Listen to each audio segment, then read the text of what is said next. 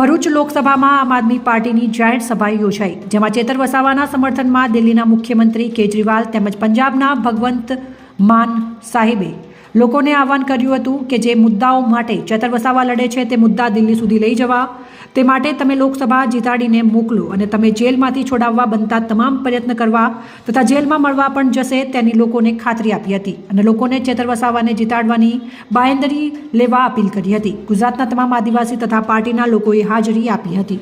અહેવાલ Suresh Makwana, Gujarat bureau chief.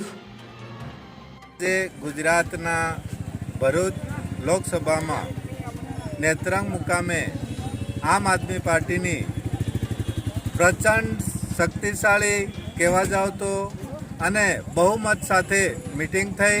એમાં આમ આદમી પાર્ટીના સંયોજક એવા કેજરીવાલ સાહેબ મુખ્યમંત્રી દિલ્હીના તેમજ પંજાબના મુખ્યમંત્રી ભગવંત માન સાહેબ અને આસપાસની જનતા એ આજે અહીંયા ભવ્ય સ્વાગત આ બંને મુખ્યમંત્રીનું કર્યું અને આજે આ લોકસભાની સીટની પણ કેજરીવાલ સાહેબે અહીંથી જ એલાન કરી દીધું છે અને જનતાએ પણ એનો સાથ ઝીલી લીધો છે અને આ ચેતર વસાવા ભલે જેલમાં હોય કે બહાર હોય પણ તેઓ જીતશે એનું આશ્વાસન જનતાએ પણ આપ્યું છે અને કેજરીવાલ સાહેબ કાલે એમને જેલમાં મળવા પણ જવાના છે।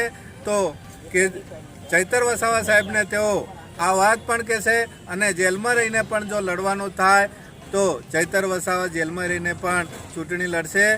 આ ભરૂચ લોકસભા આમ આદમી પાર્ટી આજથી જ જીતે છે, 100% જીતવાની છે।